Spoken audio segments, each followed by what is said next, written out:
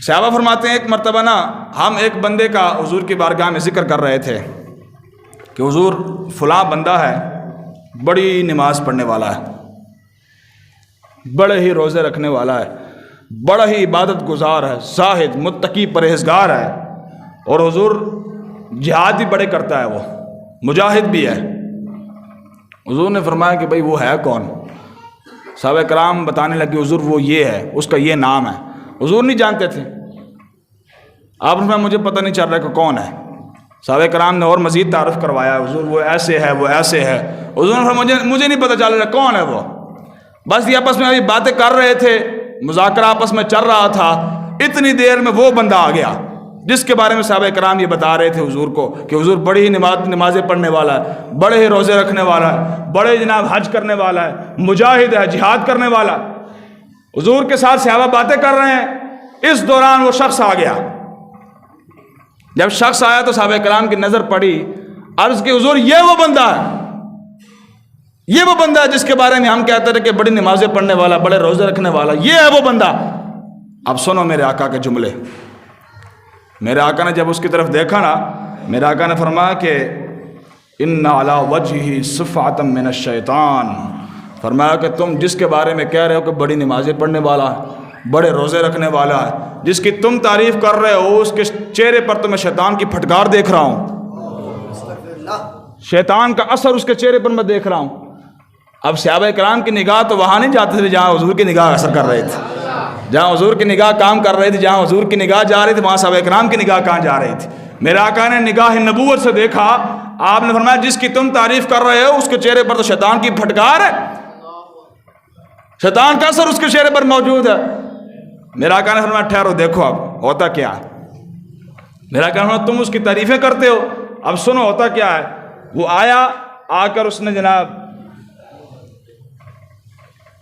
حضور کی بارگاہ میں بیٹھ گیا،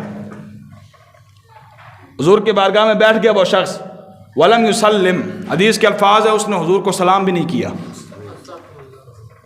سلام تک اس نے نہیں کیا۔ وہ جو عابد زاہد متقی پرہیزگار بندہ حضور تشریف فرما ہے، حضور کے مجلس میں آیا ہے، حضور کو سلام تک نہیں کیا اس بندے نے۔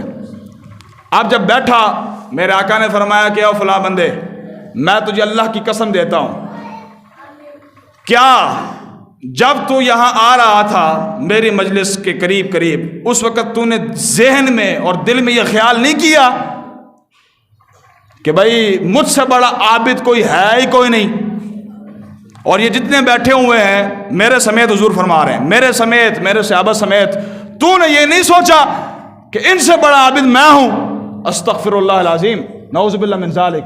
یہ ہوتا ہے لوگوں کو مان، نمازوں پر، روزوں پر، زکوٰۃ پر، حج پر، یہ ہوتا ہے لوگوں کو مان، جو اس کو پھر یہی نماز پر بندے کو لے ڈوبتی ہے، یہی روزہ بندے کو لے ڈوبتا ہے۔ سنو، میرے آقا نے فرمایا تو نے کیا ذہن میں اور دل میں یہ خیال نہیں سوچا کہ بھائی جتنے یہ لوگ بیٹھے ہوئے ہیں ان سے بڑا میں خود عابد ہوں، میں خود بڑا زاہد ہوں، خود بڑا متقی ہوں؟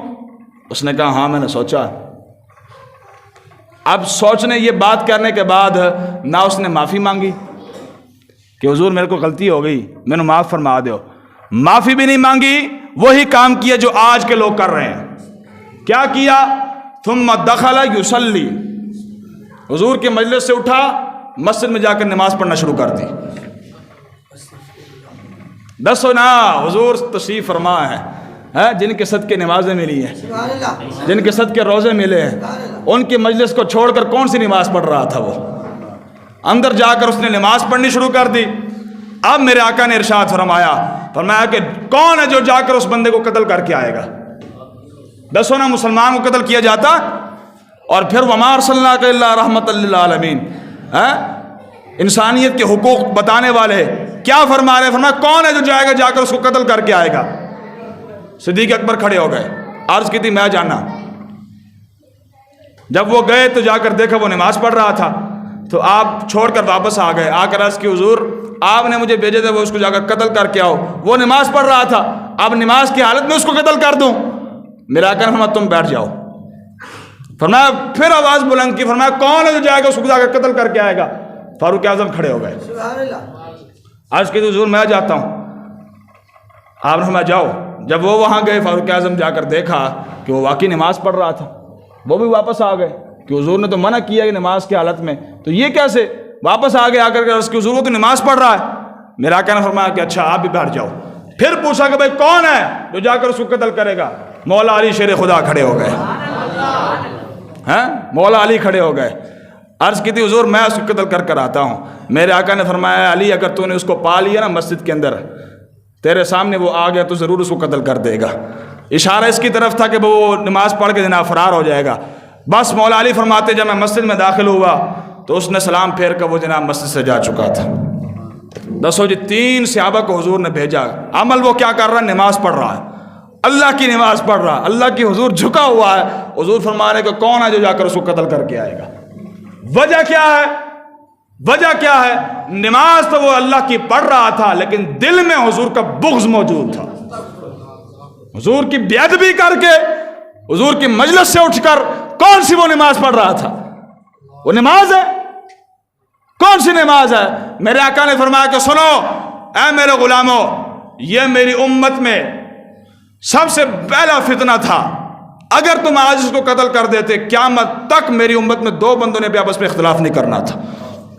یعنی اختلاف اس چیز پر شروع ہوگا کہ حضور کے ادب اور حضور کی بے ادبی کے اندر کون ہے جو حضور کا ادب کرنے والا اور کون ہے جو حضور کی بے ادبی کرنے والا؟ نماز اللہ کی پڑھ رہا ہے بندہ، اللہ کی نماز پڑھ رہا ہے، پھر حضور نے اس کو بندوں کو کیوں بھیجا جا کر قتل کر کیا اس کو؟ وہ کون سی نماز ہے جو حضور کو چھوڑ کر نماز ادا کی جا رہی ہے؟ کوئی ہے نماز؟ ہمارا تو سب کچھ رسول اللہ پر قربان۔ ہمیں نماز ملی رسول اللہ کے صدقے سے ملی، روزہ ملا رسول اللہ کے صدقے سے ملا، قرآن ملا رسول اللہ کے صدقے سے ملا۔ ان کو چھوڑ کر کون سی ہم نے نماز پڑھنی ہے جی؟ کون سا روزہ رکھنا؟ حضرت عامر بن عقبہ خیبر کی طرف جاتے ہوئے آپ نے کیا اشعار پڑھے؟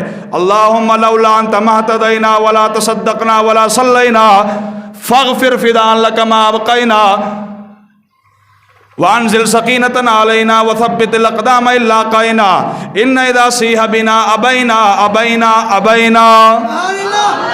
عامر بن عقبہ رضی اللہ تعالیٰ عنہ صحابی رسول خیبر کی طرف جا رہے تھے تو سواری پر سوار ہو کر انہوں نے یہ شعر پڑھے، یا اللہ تو گواہ رہنا، یا اللہ تو گواہ رہنا، اگر حضور نہ ہوتے تو ہم نے مسلمان کہاں ہونا تھا؟ اگر حضور نہ ہوتے ہم نے نمازیں کہاں پڑھنی تھی؟ اگر حضور نہ ہوتے ہم نے روزے کہاں رکھنے تھے؟ اور یا رسول اللہ پھر فداء لک ما ابقینا، کیا بات کر دی صحابی رسول نے؟ عرض کی تھی حضور ساری زندگی آپ کی خاطر دل بھی پیش کیا، جان پیش کی، مال پیش کیا، تن من دھن سب کچھ قربان کر دیا، یا رسول اللہ پھر بھی کوئی کمی کوتاہی ہوگی تو معاف کر دینا، معاف کر دینا۔ یہ ہے ہونا یہ پھول تو بلبل کا ترنم بھی نہ ہو، چمن دہر میں کلیوں کا تبسم بھی نہ ہو، یہ نہ ساقی ہو تو پھر میں بھی نہ ہو، خم بھی نہ ہو، بزم توحید بھی دنیا میں نہ ہو، تم بھی نہ ہو۔ سب کچھ تو رسول اللہ کے صدقے سے ملا، ان کو چھوڑ کر کون سی نماز پڑھی جا رہی ہے جی؟ کیڑی نماز ہے رسول اللہ نے چھاڑ کے؟ اور پھر انہوں نے لکھا، یہ میں ساتھ کتاب اس لیے لے کر